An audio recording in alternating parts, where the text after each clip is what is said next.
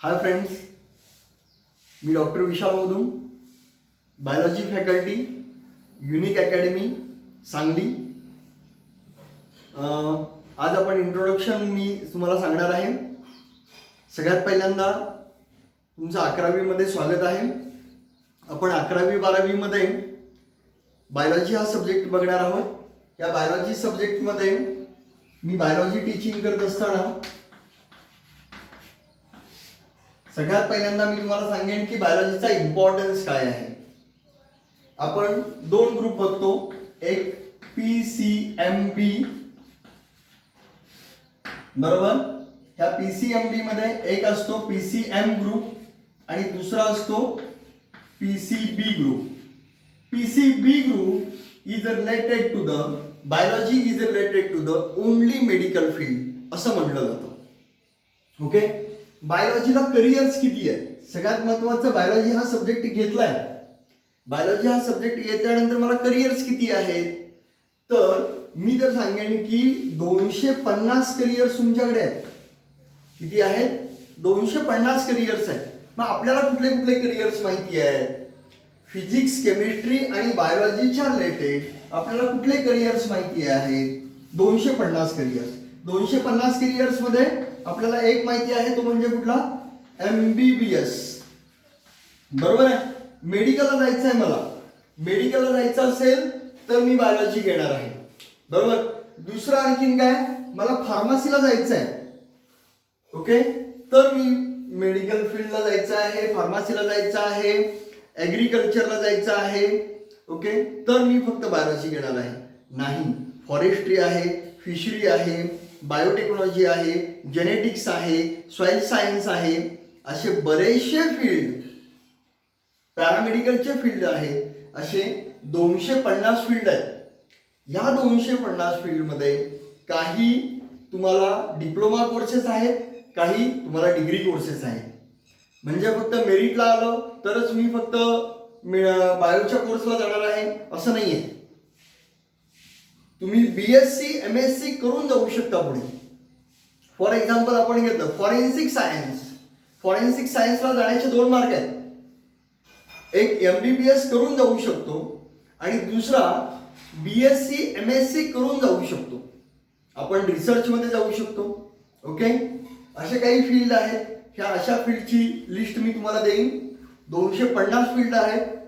दुसरी गोष्ट, बायोच्या रिलेटेड तुम्हाला सगळा इंट्रोडक्टरी पार्ट हा तुम्हाला दिलेला आहे.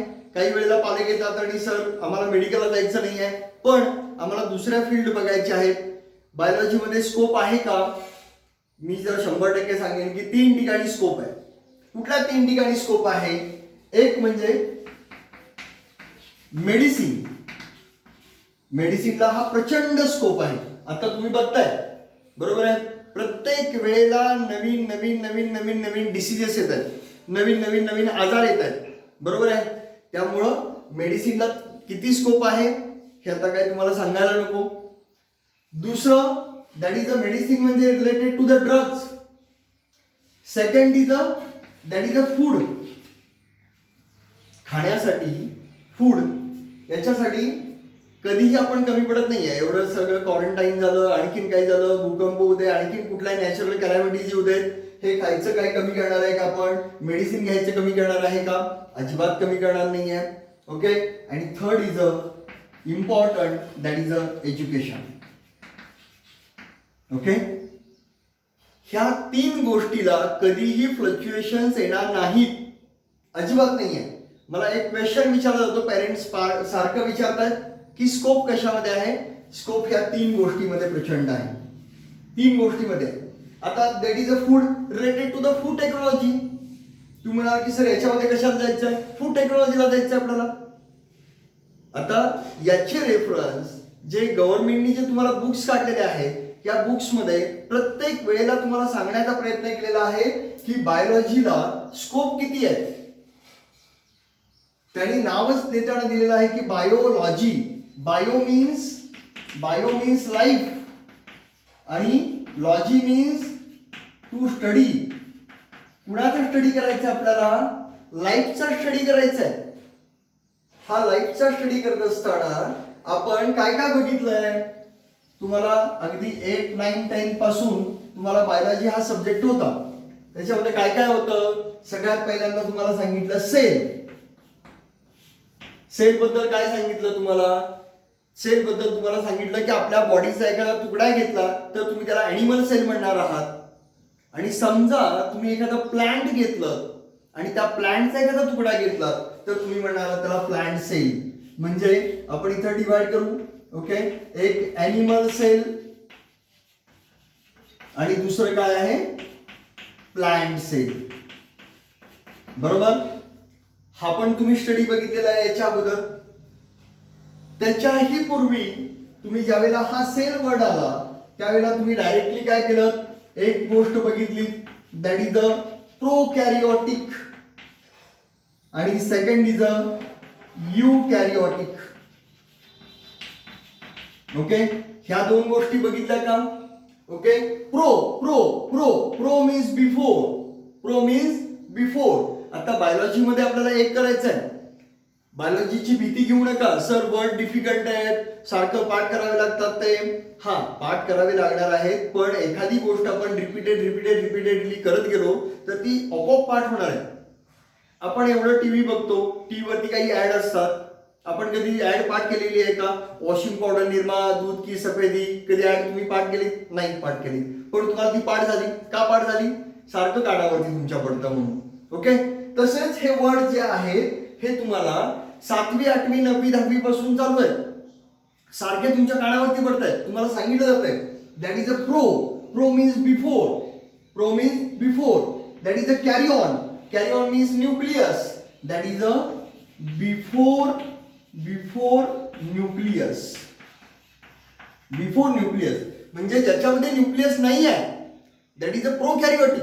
मग असे कोण आहेत? That is a bacteria, cyanobacteria. आता आपण बॅक्टेरियाचा जो स्टडी करायचा आहे, हा बॅक्टेरियाचा स्टडी हा प्रोकॅरियोटिक मध्ये करायचा आहे. ऑलरेडी बॅक्टेरिया त्यांचा साईज बघितलं तुम्ही, शेप बघितलाय, त्याच्यापासून होणारे डिसीजेस बघितलेत.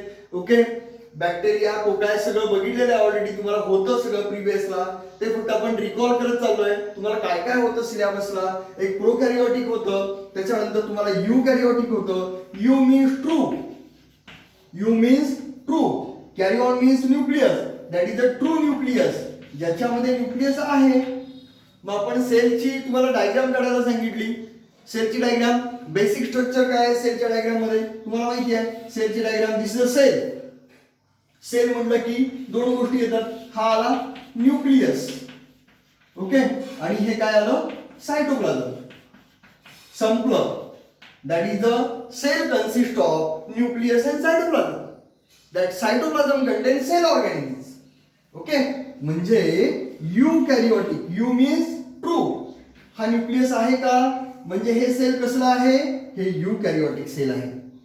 जर हा न्यूक्लियस नसेल तर त्याला आपण काय म्हणणार आहे? That is a prokaryotic. Okay, म्हणजे तुम्ही प्रोकॅरियोटिकचा स्टडी केला, तुम्ही यूकॅरियोटिकचा स्टडी केला, त्याच्यानंतर सेल बघितलं. यूकॅरियोटिक मध्ये तुम्ही सेल बघितलं. सेलला तुम्ही ॲनिमल सेल, प्लांट सेल यांचा स्टडी केला. यांच्यामध्ये तुम्ही डिफरन्स बघितला. आता तुम्हाला सांगितलं प्लांट सेल आणि ॲनिमल सेल मध्ये काय डिफरन्स आहे. तुम्हाला ऑलरेडी डिफरन्स होता. काय होता सांगा?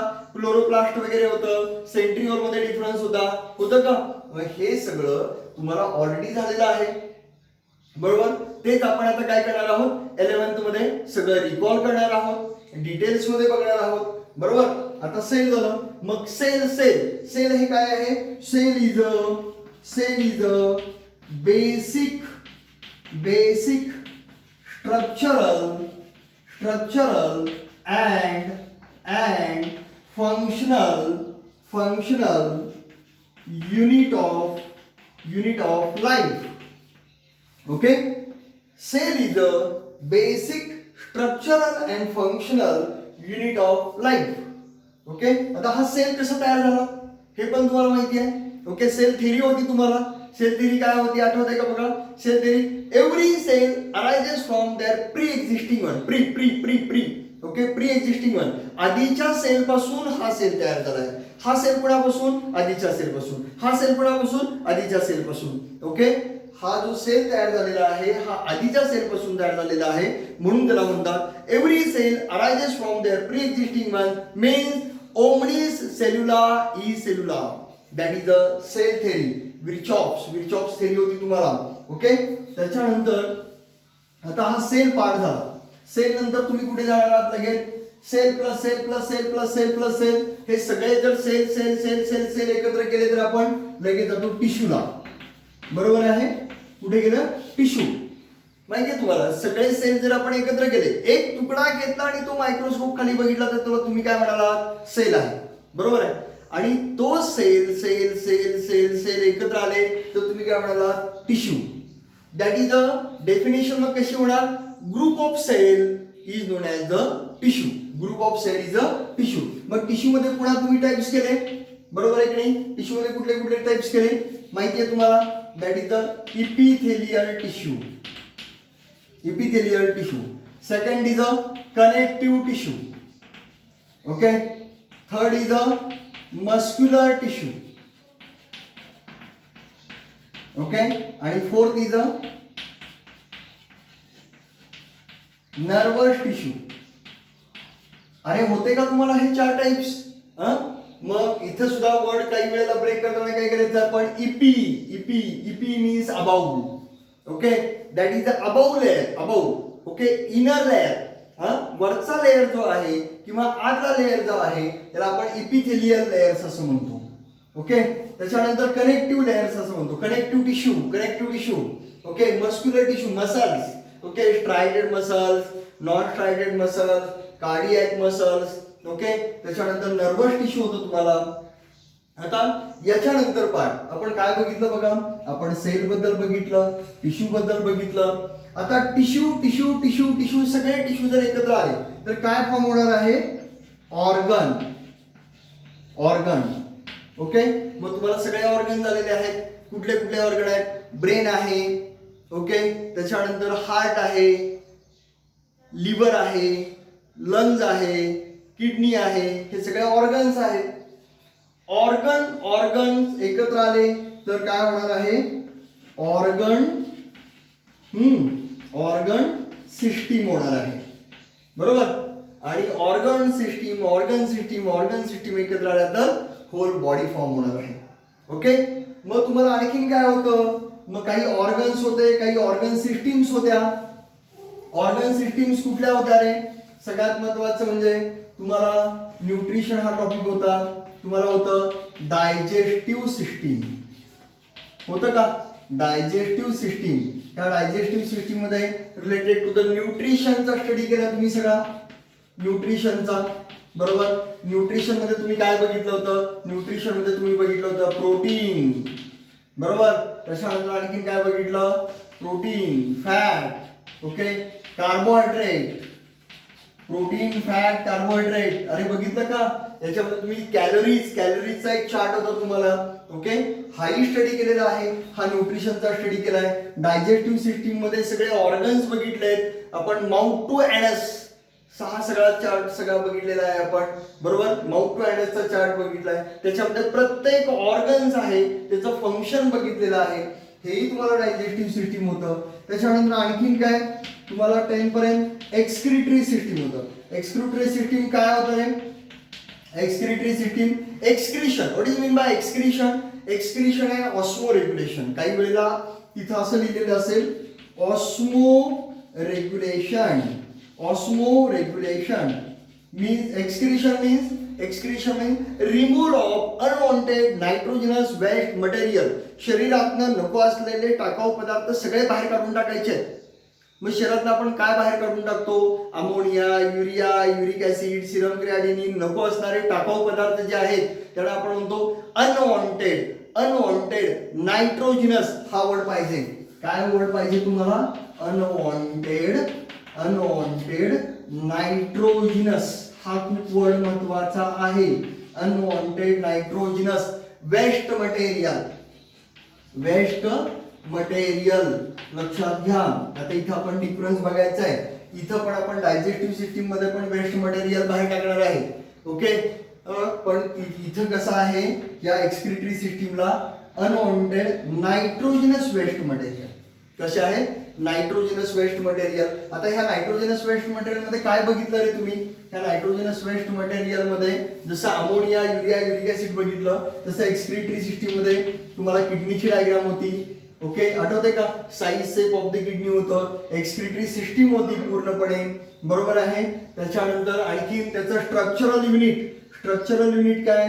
जसं आपण आपल्या बॉडीच्या रिलेटेड काय म्हणतो? That is the cell is a basic structural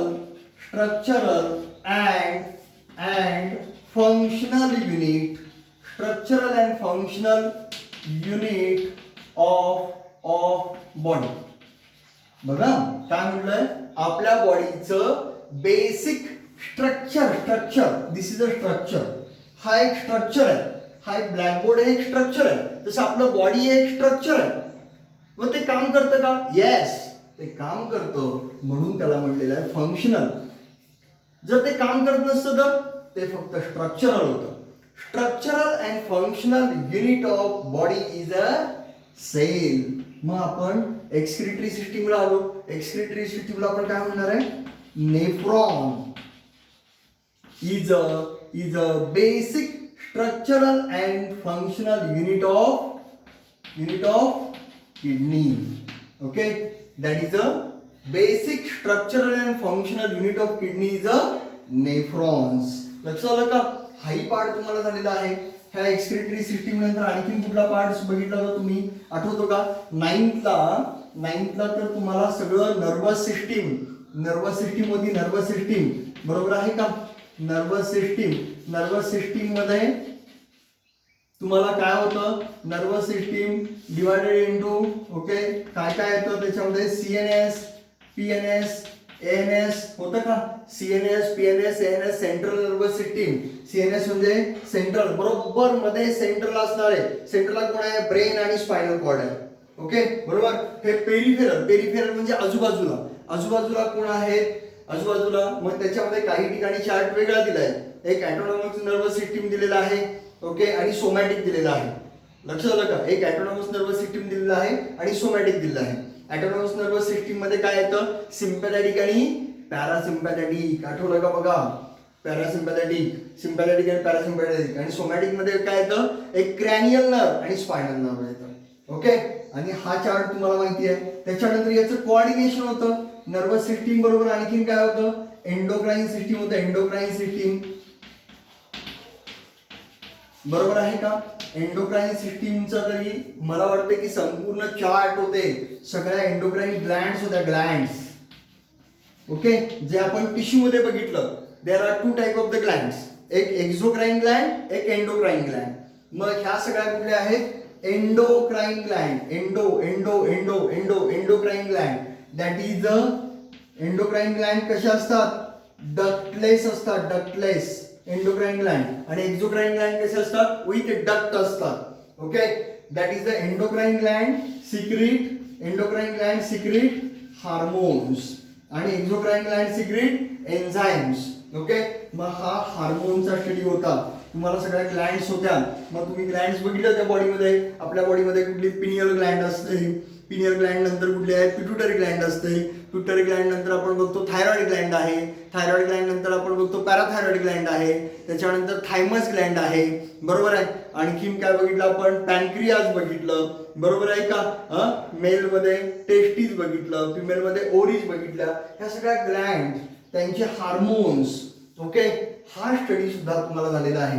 आणि सगळ्यात महत्वाचं आणखीन एक सिस्टीम होती, तुम्हाला आठवते का? बघा जरा सांगा मला, कुठली सिस्टीम होती ती? म्हणजे रिप्रोडक्शन सिस्टीम, बरोबर. ह्या रिप्रोडक्शन मध्ये दोन्ही पार्ट्स बघितले तुम्ही. एक असेक्शुअल रिप्रोडक्शन बघितलंय आणि दुसरं म्हणजे सेक्शुअल रिप्रोडक्शन बघितलंय, बरोबर आहे.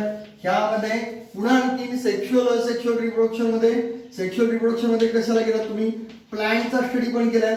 प्लांटची रिप्रोडक्शन पार्ट बघितलेला आहे आणि ॲनिमलचा रिप्रोडक्शन पार्ट, ह्युमन बिईंगचा रिप्रोडक्शन सुद्धा पार्ट तुम्हाला झालेला आहे. तोच पार्ट आपण पुन्हा इथं 11वी 12मध्ये रिपिटेशन घेणार आहोत. थोडासा डीप स्टडी आहे, त्यामुळं 12वी मध्ये किंवा 11वी मध्ये बायोलॉजी हा पार्ट तुम्हाला डिफिकल्ट जाणार नाही. आता आपण काय केलेलं आहे, फक्त इंट्रोडक्शन, काय काय पार्ट झालेला आहे तो बघितलेला आहे, बरोबर आहे. आणि याच्यानंतर आपण इवन दो तुम्हाला एक क्रोमोसोम्स होतं, इवन दो मेंडल्स होते, बरोबर आहे का, मेंडलचा स्टडी होता, क्रोमोसोमचा स्टडी होता, त्याचे डिसीजेस होते, हा सगळा स्टडी तुम्हाला 8, 9, 10ला झालेला आहे. हा झाल्यानंतर आपण 11वी 12वीला तोच रिपिटेशन करणार आहोत, फक्त डीपमध्ये करणार आहोत. इव्हन प्रोटीन सिंथेसिसची सुद्धा सेंट्रल डॉग्मा तुम्हाला पहिली लाईन होती पण त्याचे डिटेल्स नव्हते, हे डिटेल्स आपण आता बघणार आहोत 11वीमध्ये. पहिला टॉपिक आपण चालू करणार आहोत, उद्यापासून पहिला टॉपिक चालू करणार आहोत आपण सेल मधले सगळे पॉईंट्स आपण बघणार आहोत आणि मग पुढे जाणार आहोत. Okay, thank you.